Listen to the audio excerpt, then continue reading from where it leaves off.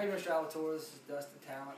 I'm with Southern Crescent Technical College, and this is a persuasive speech on saltwater pools versus chlorinated pools. Hey everybody, I'm Dustin Tallant, and today I want to talk to you about the pros and cons of a saltwater pool and a chlorinated pool.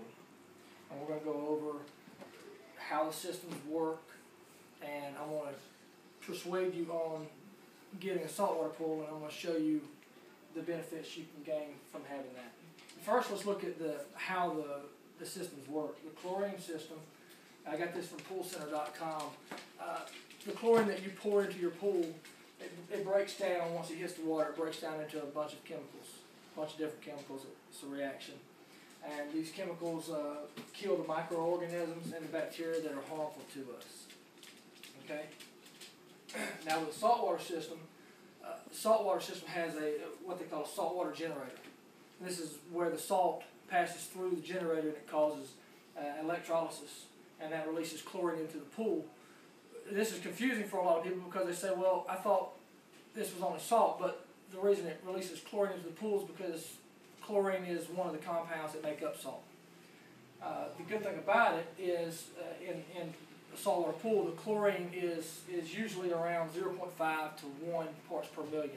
But in a conventional pool, it can be anywhere from 3 to 10. That's why it's so irritable, and you can burn your eyes and the smell. So it's a lot softer on your skin to use salt. Way less chlorine. All right, pros and cons. We've got more right here. This is from elitepools.com also. Chlorine is a great sanitizer. Okay, it does what it's supposed to do. The only problem is the pH levels are easily affected. Rainstorm, sunlight, and like I said before, chlorine irritates the skin and the eyes. Whereas salt, startup cost is usually more expensive, but in the long run, it's cheaper and it's easier on your eyes and your skin. All right? Chlorine, like I said, it does exactly what it's supposed to do. Kills the algae. But the pH levels can be affected by rain and sunlight. If a rainstorm comes in, it can knock the pH levels off, and then in 2 or 3 days it can start turning green. So, and the pH levels, you know, like I said, if they get out of control, it makes the water very acidic, and then there again you got the eyes burning and the irritating on the skin. It also can fade your bathing suit. You know, you go swimming for a whole summer long, and your brand new bathing suit now is not the color it was at the beginning of the season. Most importantly, a lot of people don't realize, but chlorine can cause a lot of health hazards. It's reduced fertility, immune system abnormalities, and also numerous cancers. Salt. Converting to salt can cost around $1,400. It's expensive at first, but if you look at it, a bag of salt is way cheaper than a bunch of chemicals. The shock, the powder, pellets, all that. Plus, in about 2 years, you can recoup that money. So, once you've recouped the money and all you have to worry about is a bag of salt to keep your pool going, then it pays itself off.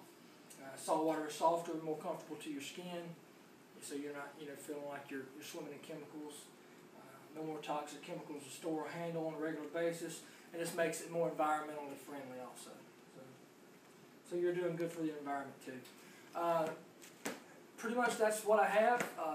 Salt water offers a pleasant, swim, whereas the chlorine, it can fade your bathing suits. It can cause your eyes to burn.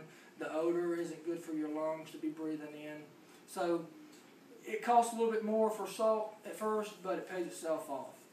So hopefully when you're in the market for a pool, you can go and do more research for yourself, and you'll find also that salt is the better way to go. I appreciate y'all coming out, and I hope this was helpful.